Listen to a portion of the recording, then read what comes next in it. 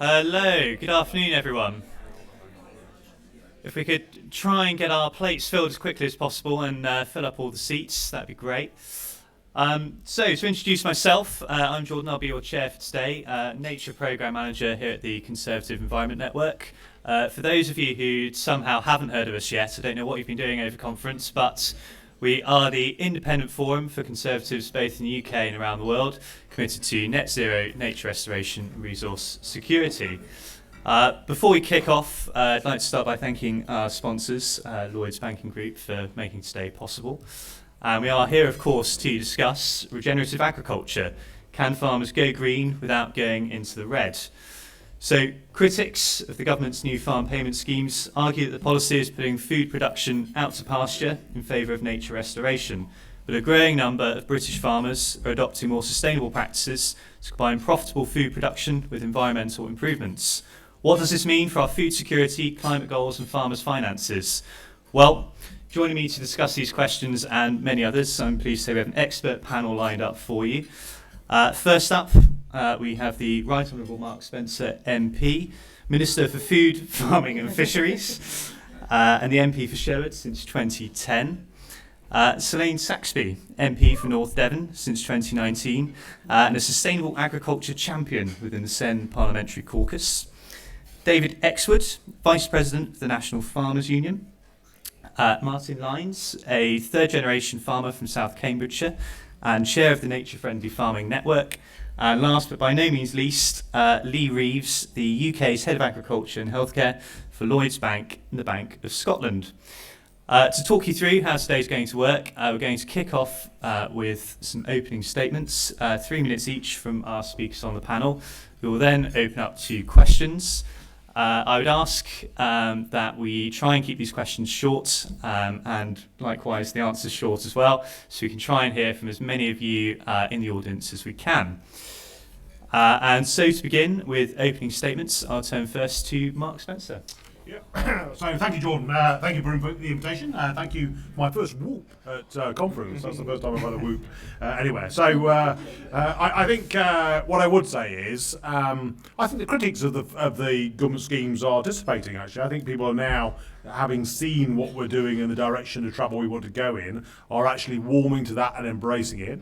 I think it's now clear that protecting the environment, working with nature and farming go hand in hand. So good quality soils and healthy pollinators and clean water are fundamentally important to food production.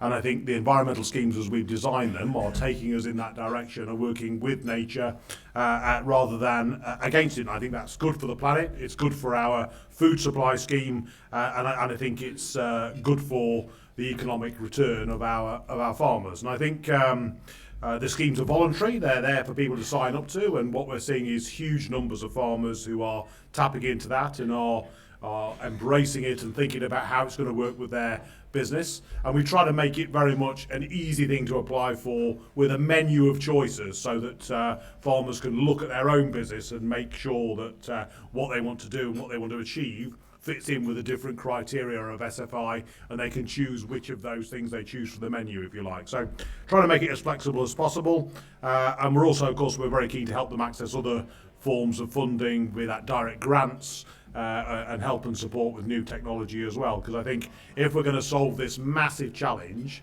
of keeping the world fed, changing and improving the environment as well as increasing biodiversity, we are going to have to embrace new technologies and new ways of operating and new practices. And the government's very keen to create the climate for that new technology to come forward, but also to make it practically applicable to farming, within the field or the yard. So I'm pretty optimistic about the future. I think we've got we're geographically in a good place in the world. We've got good trading relations with other countries around the world as well to export our great products and access those markets. So the future looks quite bright, albeit quite challenging.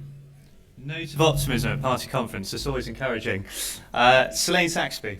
Thank you, and it's a pleasure to be here again today, this time talking about farming, and also a pleasure to be on the panel with the Minister, who my farmer's delighted is the Minister actually, because he buys his sheep in my patch. So up in North Devon we have a lot of farms, and I think some of the challenges, I was actually with 50 of my farmers and the Rural Payments Agency on Friday, so I have right from the horse's mouth their actual concerns. I don't get many of the positives, and those of you from the farming community will recognise that. I do only get the concerns. And so I said in my maiden speech when I got to Westminster that all farmers are the custodians of the countryside. You know, they know better than anyone actually what needs to happen. They might not always feel they're able to do it, but they certainly understand the land.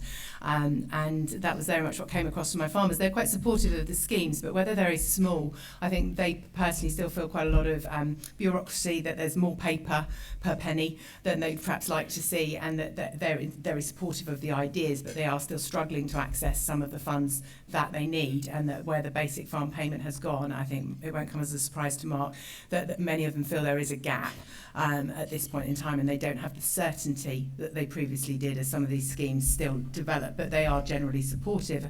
I think the one that came up an awful lot, obviously where I am, I have 65 miles of coastline, and water quality is something that has really gone from being an issue none of us really talked very much about to actually the number one issue in my inbox. In North Devon, less than 1% of the water pollution we deal with is sewage. 99% is runoff, and what comes from our farms is therefore absolutely vital, and certainly the research that's happened shows that most farms in my patch are not compliant, yet those farmers have been unable to access slurry grants regularly today, and I think that for them, that we spent probably over half the time talking about slurry grants and how could we actually get farmers who are desperate to do this to do the right thing, because planning is very difficult, and just so I've said it in public, I was told that Natural England are now advising farmers just to build their slurry stores without getting planning, because the planning side of it's so hard. So I really hope that as we move, which is not helpful, but as they also know that the Environment Agency are now finding them, and I think what we're seeing very quietly, because my farms are small, we are seeing herds being sold, that the data shows quite clearly up with us a reduction in the number of herds, and I really hope that we can find a way as we move forward to help farmers do the right thing, because that's what they want to do, and to focus on the number one thing they want to do, which is to produce food. And I think there have been occasions we've lost that, but it is how do we do this to produce food for the nation but still protect the environment moving forward. David. So the first thing in any discussion about sustainability in regen ag is that we need sustainability of farmers first. We are losing too many farmers. We need more farmers, not less. And any policy has to really reflect that. How can we encourage farmers to stay and grow and develop in this industry? There's so much farmers can do. It's actually such an exciting time, despite all the challenges. You know, looking after your soil, making space for nature on your farm, perhaps going insecticide free, developing a real circular system on your farm where nothing is wasted, everything is used and everything works together is the way forward. And it's the same on my farm at home. But of course, with the backdrop to this is increased volatility. Yes, volatility of markets, we've seen all that in the last 2 years, but volatility of weather too. Look at this summer, it was extremely challenging for farmers. And it's not just farmers in the UK, there's been challenging weather right across Europe, extremely dry in Spain and southern Europe, extremely wet in northern Europe. And it's the same across the world. So we are seeing the impacts of climate and weather on markets and on production. And I think we need to be really careful about taking food production for granted, because there's challenges everywhere and it's serious.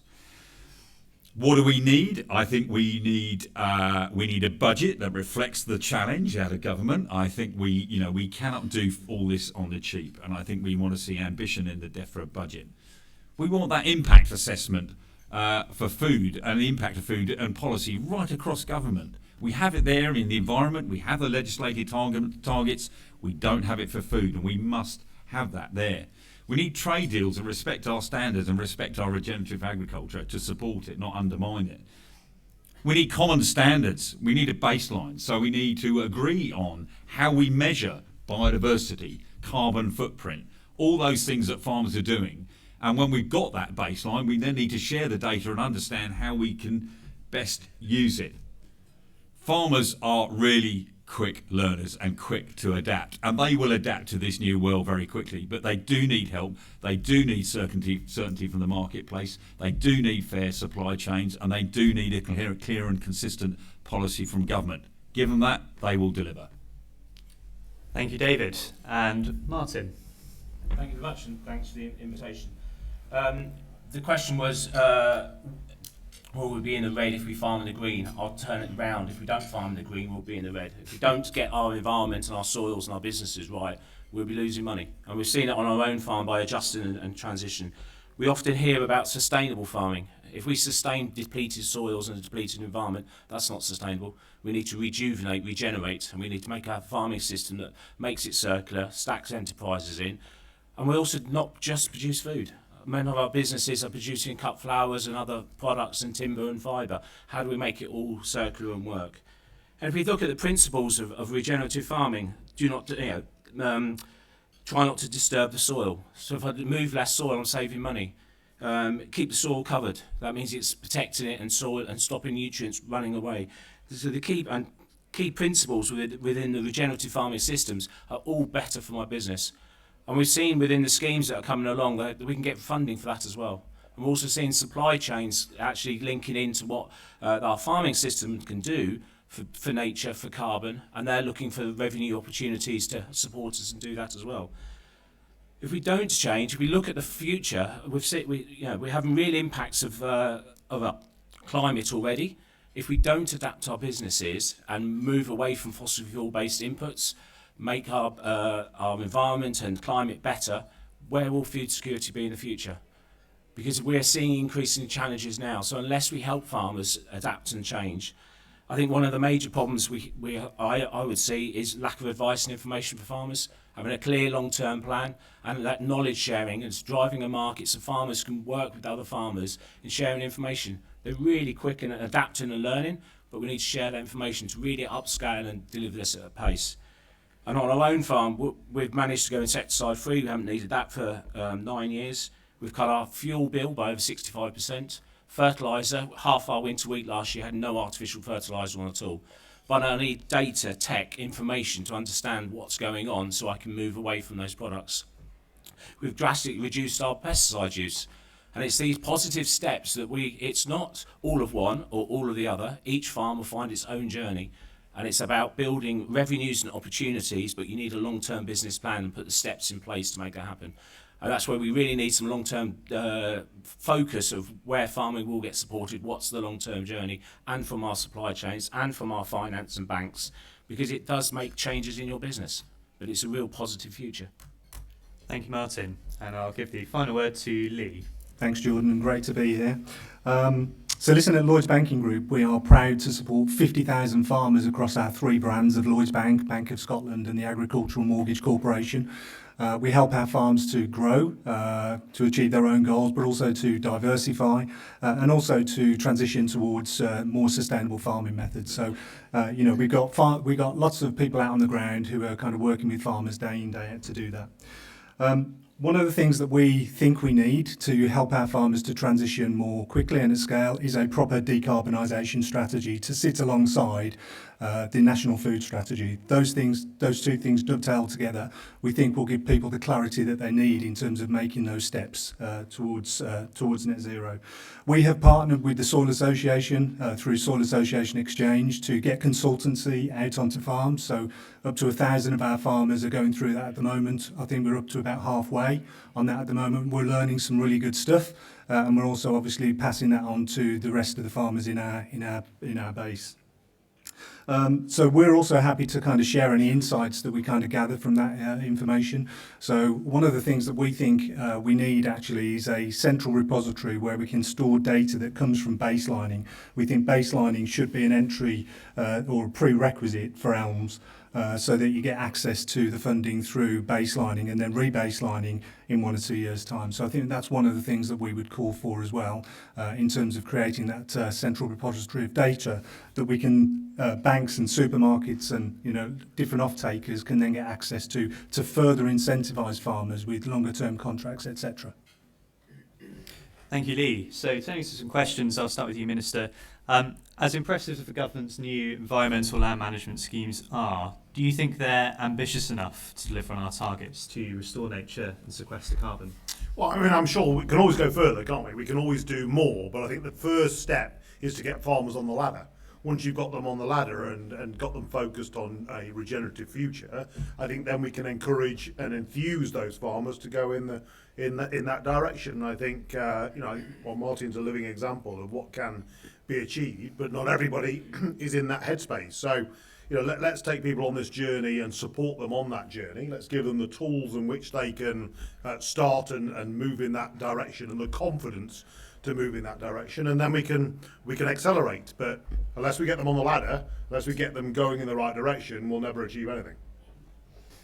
And Selaine, I wonder, how do you think we can increase awareness among farmers for more regenerative or sustainable farming practices? What's the mood like among some of your constituents in Devon?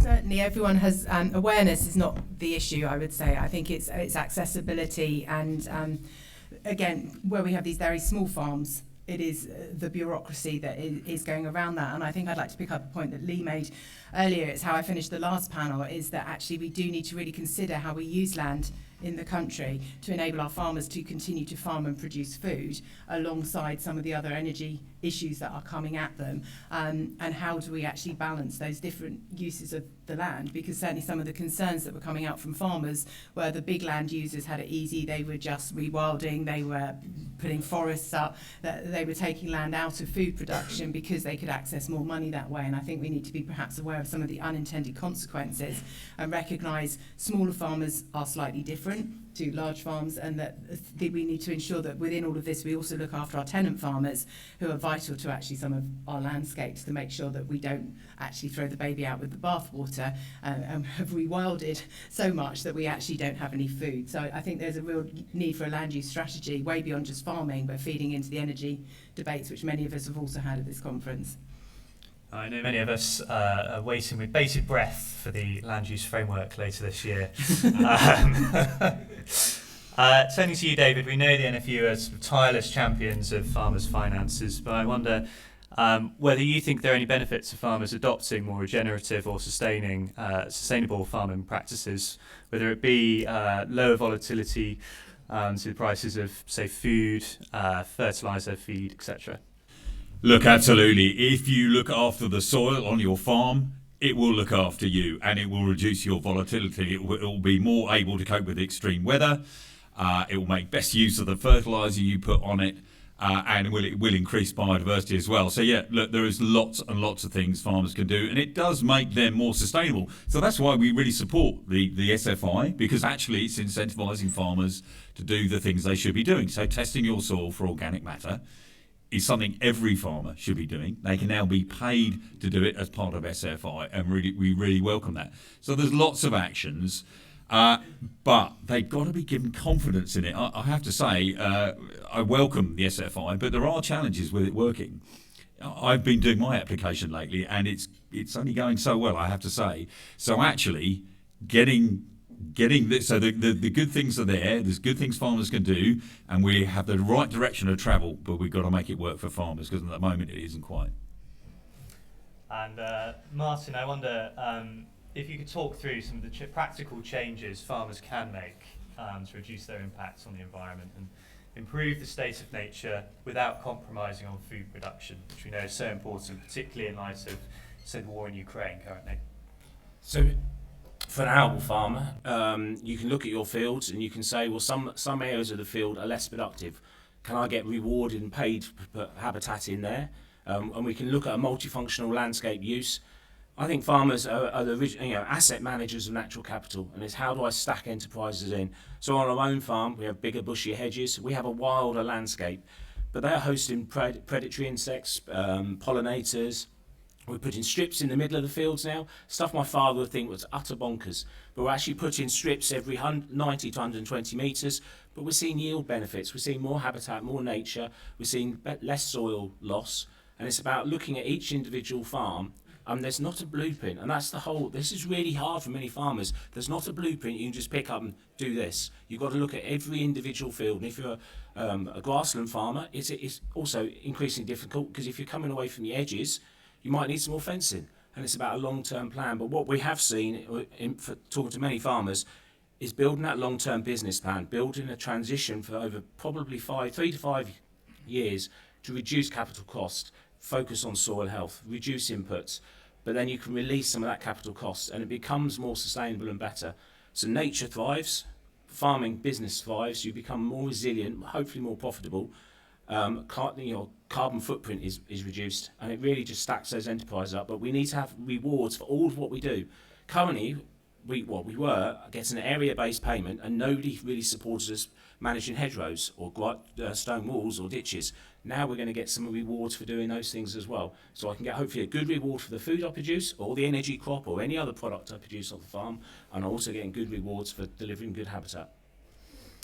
Turning to you, Lee, we've heard a lot so far about the work of the government in terms of government funding for farmers. I wonder whether you could speak to the role of private finance, perhaps, to encourage more regenerative, environmentally sustainable farming. Do farmers face any barriers to accessing private finance, whether it be in markets for carbon, biodiversity, nutrients? If so, how do you overcome them? So listen, I think all banks are looking to support agricultural customers, and we have been doing for a long time. What we are finding, I think, is that there are a number of customers that are now struggling through the loss of BPS. So, 2 or 3 years down the line of BPS moving out, some customers are struggling and they can't afford to take on more debt. That's the reality. So we're working with those to kind of, try and restructure finances and do all that kind of stuff. But obviously there's still a lot that are willing to take on extra finance and willing to invest in their businesses. What we do is we offer cheaper finance, so we have discounted lending through what we call our Clean Growth Finance Initiative, or discounted fees, which will help from a sustainability perspective. But as I say, we're also encouraging people to go through a tool that we've developed with the Soil Association to help them understand the changes that they can make to kind of invest in their farm and make it more productive and more sustainable. So that's one of the ways that we're looking to help our customers. There are barriers. I think the reality is we are not seeing the demand at the moment for investment into sustainable projects. And I think that's because people don't have the confidence that actually by taking some of these actions, they're the right actions, which comes back to we need a decarbonisation strategy. I wonder, Minister, finally turning back to you, do you think some of the government's agri-environment schemes are perhaps crowding out private finance, or what work is your department doing currently to encourage more private finance to help farmers on this transition? They have to go hand in hand, don't they? We've got to work together with the private sector, and I think we're clearly starting the building blocks of that process. There are some really good examples in the East Midlands where farmers are working with Severn Trent Water to put in cover crops and to make sure we're managing nutrient runoff on some of those arable fields. So I think that they are the sort of initial building steps of that.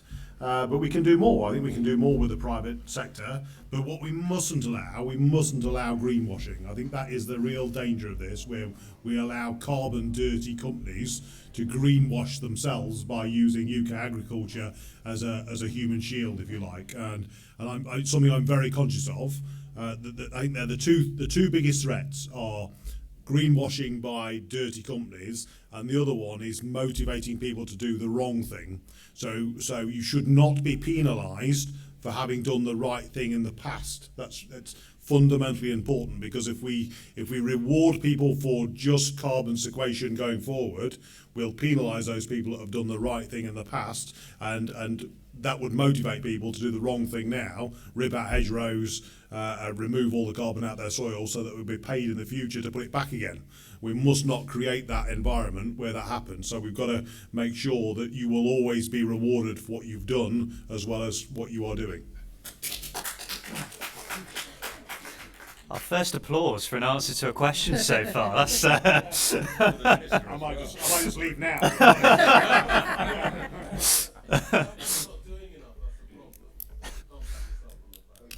Oh, there we go. Back to normality. I wonder if I could be slightly mischievous now as chair, turn to you, Selaine, and ask whether you think we can have regenerative farming transition while signing free trade agreements with countries that perhaps have slightly lower environmental standards than the UK.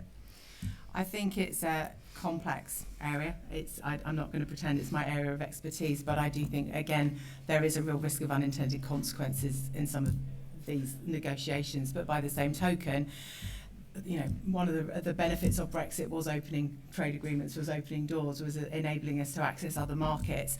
And I think we need to really make sure that we take advantage of these things without disadvantaging our farmers. So it's how do we get that balance right? And I think so often, as is the case in politics, it's not as easy as a simple black and white answer, and that, you know, when you look at it from just one sectoral approach, you might be very clear on what the correct answer is, but when you actually look at it over multiple sectors beyond agriculture, you might get a slightly different answer. But what I would say, with the new team at the Cabinet, when we did go into the last set of trade deals, it was a real pleasure that Kemi actually reached out to a number of us from farming communities ahead of those negotiations and sat down with us, and we went through a lot of the NFU concerns ahead of it. So I think what I would say is, with the current team in place, there is a much greater awareness of these concerns, and that it was Kemi herself came and sat down with us as MPs from farming communities. So I feel there has been a change, and I very much hope that continues as these deals progress.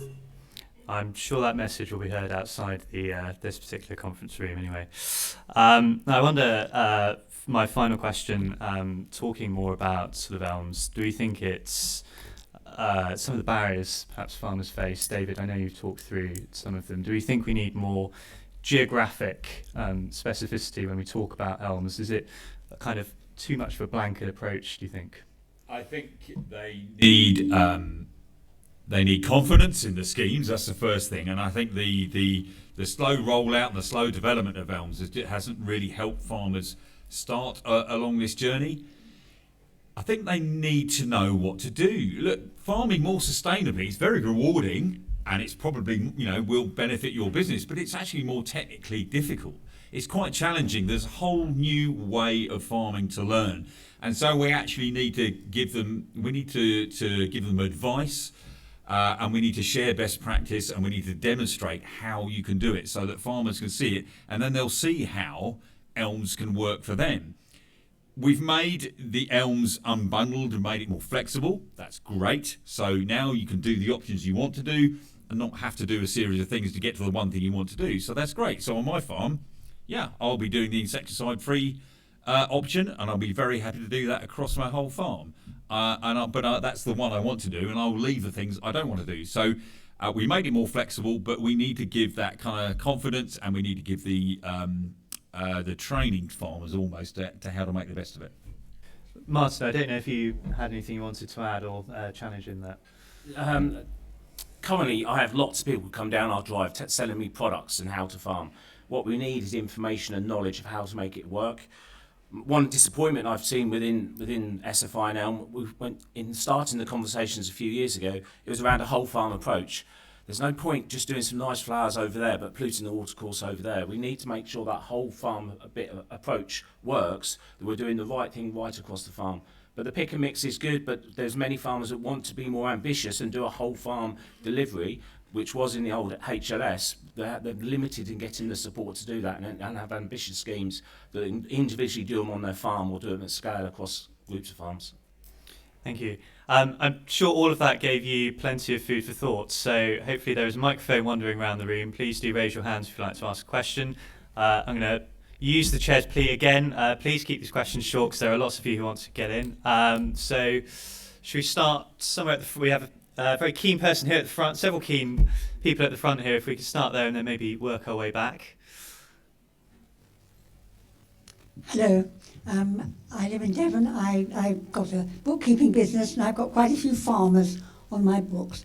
One of the things that I'm interested to know is, are all farmers, have they all been told of all of the possible help financially that they can have with this new regenerative farming, which I absolutely love the idea of? One of my farmers, a couple of years ago, was spending about 15,000 on fertiliser. This year he's spent double that. And if he knew all about this, he might be able to save quite a lot of money. So I would love to see that. And the other thing which Selaine said about tenant farms, I've got a little part-time farmer, he's in his 70s, but he only rents land. It's not his land. So there are restrictions of what he can do on that land. And I'd like to see him helped as well, because he works very hard. Plenty in there to discuss. We'll take these in groups of 3 maybe. So would you like to move there here onto the end?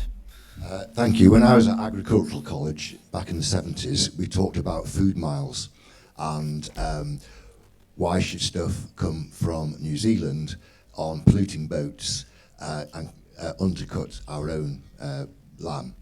And I would like the whole of the panel to give me their views on should we reintroduce food miles. And should we move back into the second row? Should we start in the centre here? Okay, thank you. My name is Shobhana Bhattacharya.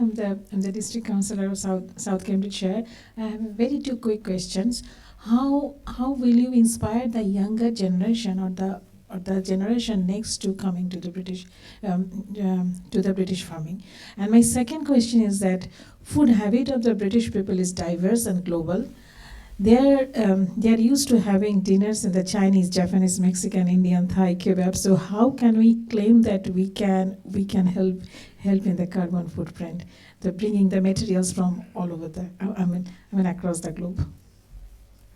Good mix of questions. I wonder, Minister, if I can start with you. The first question around, how much have farmers been told about some of the support there to perhaps ease the cost of this transition for them? Yeah, it's a really important question, because obviously communicating these new schemes to farmers has been a challenge, and we've been writing to people, we've been emailing people, the RPA have been contacting them directly, but we've also been helped quite a lot by the NFU, by the CLA, by the TFA, who are doing quite a lot to communicate to their members.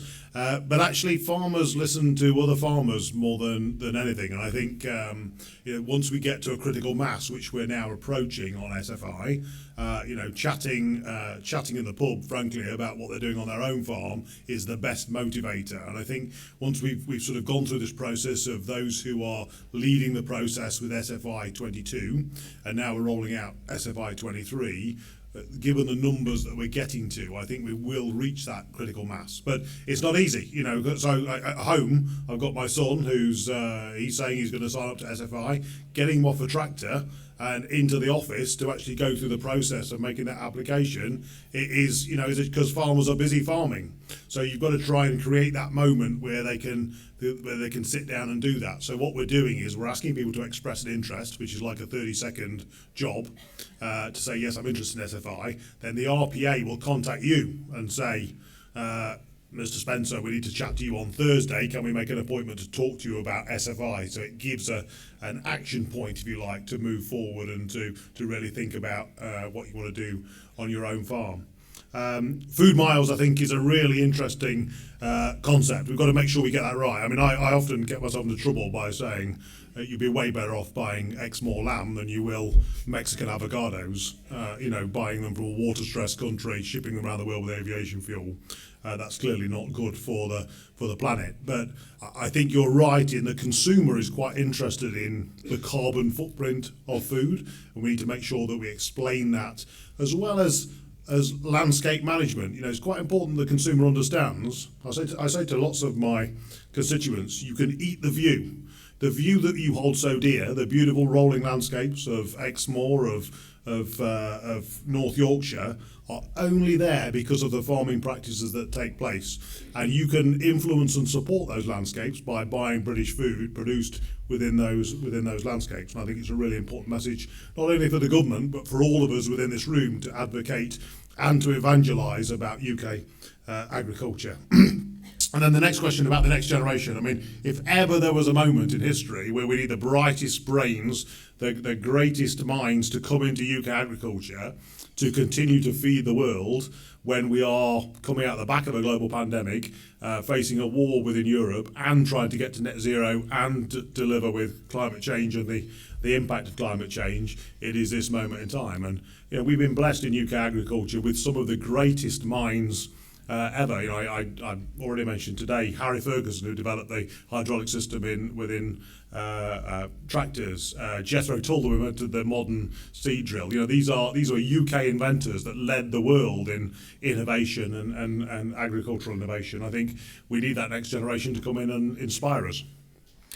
And Lee, I wonder if I could ask you on that first question around guidance for farmers. Do you think there's enough information out there for farmers in terms of some of the sort of private schemes they can get involved with? What we hear from our farming clients basically is they don't know enough about how they stack the different schemes to get the most out of the incentives that are available. So I think if there was an opportunity to do that through the banks or different mechanisms to get the message out, I think that is definitely something that we should do, because the gap that we're finding between the reduction in BPS and the alms payments coming in is significant.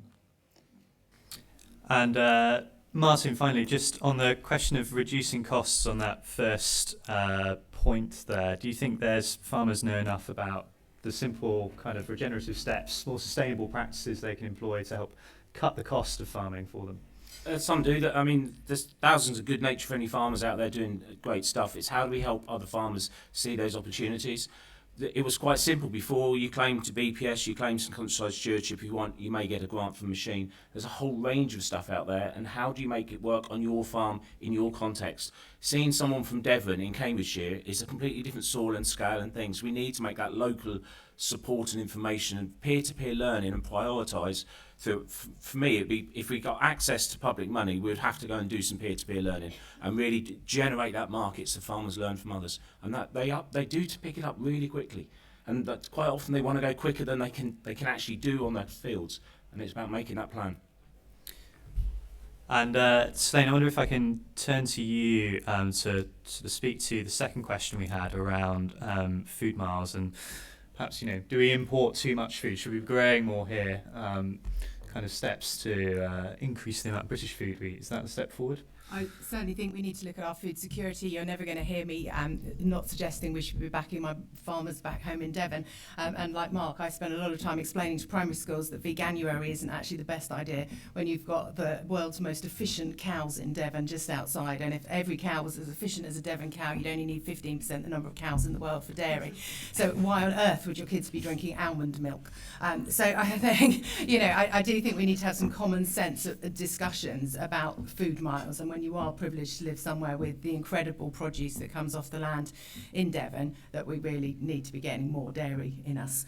So I think we definitely should be doing everything we can to buy British. I supported the Buy British button campaign. When I went around Sainsbury's, I told them quite passionately that they didn't have enough British produce on their shelves. I think there's more that we can do, but I would also just like to touch on the point the lady made behind about the next generation. And I think, as I've said in every session I've been in, whatever the topic, we need to sort out our planning system so that farmers that have got properties on their land that could be converted for the next generation to move into can do so. In my patch, you can make them into a holiday let, but you can't turn them into a house for your son or daughter. And if we want young farmers to be able to move into those properties, we need to facilitate that. And I'd also like to put a political word of caution out there for anyone that missed it last week. The Labour Party will introduce inheritance tax on land, which will make passing your farm on to the next generation a whole lot worse. And David, I'm sure I could guess your lines on food miles and imports, but I don't know if you had anything you wanted to add to Yeah, this. I do. I think the critical thing is let consumers choose. The campaign to have a Buy British button, I think, is absolutely vital. Why would you not support that? Because I know if they give them the choice, they will take that choice. So actually, that's the best way of solving that. Yes, we should be growing more, producing more, but actually let consumers choose. They'll be the best judge.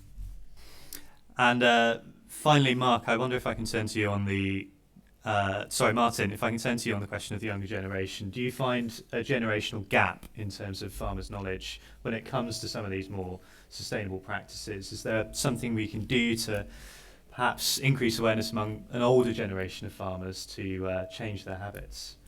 I think there's a generation gap up and down. I'm learning new things that my grandparents did. So it's not just about new people, and it's about giving them opportunity on our own farm. My son's hopefully coming back into the business. He's harvesting in America at the moment.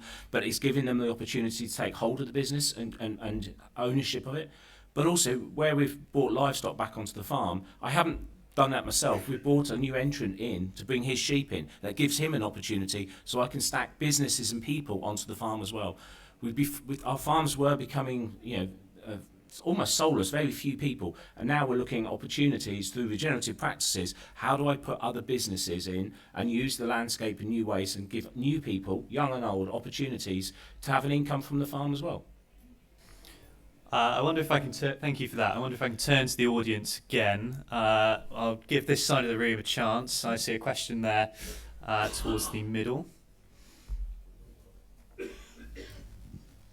Thank you very much. If the headline for this debate is about profitability, what can we do to create and open up markets at home for regenerative produce, to create more awareness amongst the public for it? What the panel's thoughts on that would be, and whether, for example, certification in the way that we do for organic produce might be a way forward. Thank you for that. And there's a question in the row just behind. Thank you. My name's Debbie Richards. I'm a county councillor with Suffolk County Council. We are the third largest landowner in Suffolk and have 127 tenants on our farms. Now, as we go towards developing a policy on regenerative farming, we'd like to know what help DEFRA can give us, especially towards grants towards new machinery that will be needed to planting the seeds without ploughing the land. Can you give us some hope in that respect? I wonder who that's aimed at. And again, over on the right towards the middle there, I can see a question. Hi there. Sorry about my voice. I'm Jeanette Aquilina. I'm from the British Poultry Council. We're the trade association for poultry meat producers here in the UK. I just want to pick up on a point that Lee said about the demand for net zero support. I think one of the reasons for that is a lot of producers in the UK are struggling right now, struggling to even plan 2 months ahead, let alone 2 years ahead.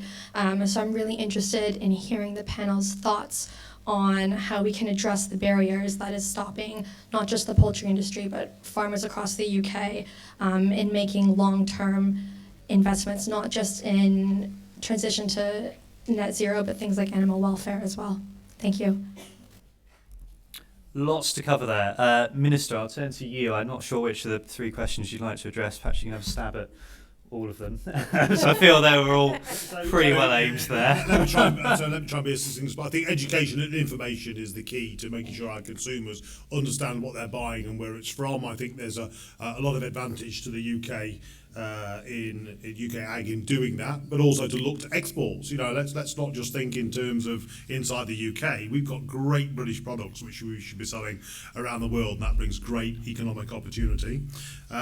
Suffolk County Council are exemplary in the way in which they've managed to hold on to those units and to create those sort of first steps on the ladder into agriculture. Nottinghamshire, where I'm from, has sold pretty much all of its units, which I think is a great shame for the county, and I think they're a great stepping stone in getting people on the ladder. The good news is there's already grant systems available to those tenants to embrace new technology and new equipment, so minimum tillage systems and direct drills are already fundable through direct grants from DEFRA, and I think we need to continue to do more of that to allow farmers to invest in that new tech and to move forward like that. And poultry sector, of course, is very, very important to the UK, and I think what's equally important actually is fairness in the supply chain, is making sure that those who are in primary production get a fair shake of the deal, if you like. And I think for too long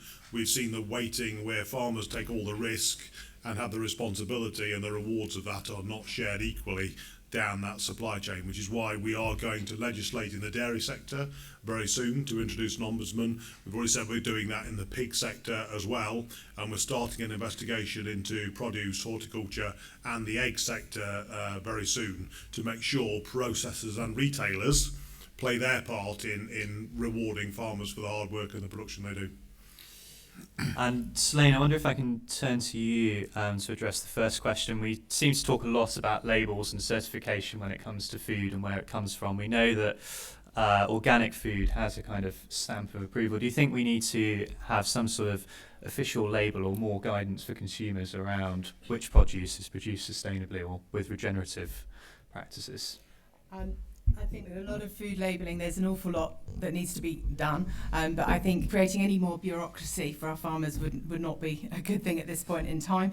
And I'm not sure that people fully understand the differences between what we already have. And so I think the idea of initially getting people to buy British is a good step in the right direction, because I think there is a real direction of travel towards regenerative farming across the whole sector. And so hopefully we don't need to label those first mover advantages. They'll be able to, better quality produce comes with better quality land. And I think the other point I was very keen to touch on was the lady who mentioned around the idea of profitability.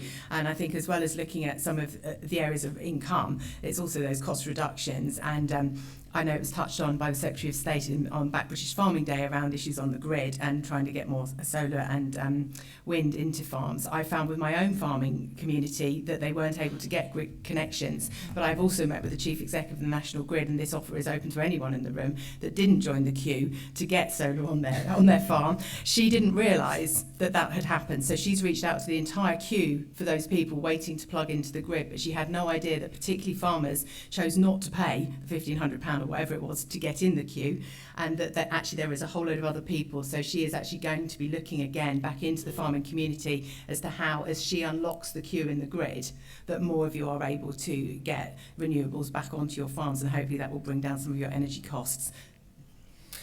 And Lee, we know that farm machinery can often incur really high capital costs for farmers. Is there anything your bank is doing? Is there anything banks are doing generally to help ease the burden on farmers? Do we need to look at new systems of ownership, for example, or what more can be done? So I think what we see is a lot more sharing of machinery across farms, through clusters and stuff like that. Again, through green finance initiatives, banks are offering asset finance with discounted lending, etc. But I do think because of the struggles that some farmers do have, we need to think about how we can support those. One of the things that we've called for is a government guarantee to help to provide the finance. So where it's a bit riskier for the bank to provide that finance, the government to kind of step in and help. And I think that would also help on the poultry point that was made, where people are trying to kind of move forward from a sustainability perspective, but at the moment don't have the profitability to kind of get there. So I think government guarantee might help. I think we can open up to one perhaps final round of questioning. So should we move towards the middle on the left here? Pick the most inconvenient place for you to run to. Roland Furby. I'm impressed by how much my son and grandson are into good farming, seeing the work count, tracked combines, tracked cultivation machinery, GPS system for analysing the soil, and incorporating the straw. But one of the big savings we've got is using sewage sludge for the phosphate. There could have been a bigger saving still if the Natural England money had been diverted into cleaning up the rivers and taking the nitrogen out of sewage. And so we could have used that product instead it's just being diverted into folks that didn't want to farm. And we have a question. Yes, just... Hi folks. It seems like the government's most successful parts of their agri schemes are some of those most ambitious ones. So landscape recovery, for example, is massively oversubscribed. The higher tier of countryside stewardship, you've got lots of people wanting to get into that. But some of the capacity in the system is holding some of those most ambitious farmers back. James Robinson, a farmer in Cumbria, has set up a petition to say that 10 years ago, the government were giving out 2,500 higher tier agreements every year. Now it's just in the hundreds, a reduction of about 80%. So I wonder if there are any plans for the government to release some of that capacity and allow more farmers to do more ambitious stuff for nature, both with higher tier, but also perhaps putting more money into landscape recovery, because that is the most oversubscribed system and it delivers the most for nature and environmental targets. Lots in there, and there's a question just behind there as well. Yeah. Thanks. Leo Mercer from the Grantham Research Institute at the LSE. I'd like to ask about the soil nutrient health scheme in Northern Ireland and whether the panel thinks that there's benefit in rolling something like that out through the UK. It seems to me that one of the main challenges for farmers is understanding what their baseline natural capital figures are, and that's relevant both to the ELM schemes, farming more regenerative ways, and also participating in nature carbon markets as well. We may be limited in our knowledge on Northern Ireland here, but I will throw that one to Mark. I don't know quite how far your brief extends there. There's sort of the first and third question are sort of linked in a way, and I think we're talking about the way in which we manage nutrients, and I think we're just trying to understand how valuable those nutrients are. They're very expensive when you buy it in a bag, and actually you can generate lots of this stuff yourself through either farmyard manures or through, you say, sewage sludge, or that's right, or by cover crops. So I think there are ways in which you can actually generate these nutrients on farm instead of buying it in a bag. That's good for the bottom line. It's good for soils, and I think we need to link all of that up in the way in which we're managing our sewage systems and our water courses to make sure that we are not putting it into the rivers, because that's very expensive in the first place to clean up and to apply onto the field. And when we do apply on the field, it needs to be available to the plant, not to then leach out back into our water courses. So I think the first and third question are sort of linked in that way. I think the use of taxpayers' cash is finite. So I hear what you say about schemes that are very successful and how some farmers want to go further and faster. My difficulty is I've got to take as many people with us on this journey at the moment. Jeremy Hunt's given us £2.4 billion a year. We've guaranteed we're going to ring fence that and keep it. That's what we're spending. Now, I think we've then got to make the argument, actually, what we're delivering and what we're doing for nature and the environment is worthy of more taxpayers' cash, more support. But we've got to prove that we're using that taxpayers' money efficiently and we are delivering, and we're taking as many people on that journey with us as we can. But I share your ambition. If you see Jeremy walking around, please give him a nudge and say we need a bigger budget for DEFRA. I'm more than happy to support you in that. But we've got to make the argument, because there'll be other ministers saying, well, actually, investment in education is really important for the next generation. Investment in the NHS is really important to our communities. Investment in road and rail schemes is great for the economy. So we've got to make sure I get our ducks in a row here, and we make a very strong, credible case for that use of taxpayers' money. And Selaine, very well saved there. Selaine, on the first point around farming rules for water, do you think they're effective enough? Is there something more we can do in terms of decreasing the effect agriculture has on water quality? Certainly the slurry grants is the one that keeps coming up in my area, and I think I never want a farmer to be tarnished with the sewage brush that I deal with on a daily basis. I think there's a real need for a better understanding of what's actually going on in our waterways, and properly recognising that when it rains and you've got lots of hills, that there is going to be runoff that comes into the rivers and the sea. Fact, that's not going to change whatever we all do, and I very much hope that we can move on to having a slightly more sensible conversation about how we can improve our waterways. What the water companies have done is unacceptable, but I think it's also recognising in parts of the country like mine, investment has already gone in, and therefore what we're dealing with now is not sewage, but it is runoff, and we need to find ways to tackle it in a pragmatic way which doesn't involve the literal mudslinging that has been going on, because it's so important, we all care about it, but we do need to find a way to have a sensible conversation to ensure that our bathing waters are safe, our rivers are clean, and that we're not polluting inadvertently from our farms alongside what we know the water companies are being tasked with tackling. And David, I wonder if I could ask you for your thoughts on perhaps expanding access to some of the government's more ambitious agri-environment schemes like landscape recovery.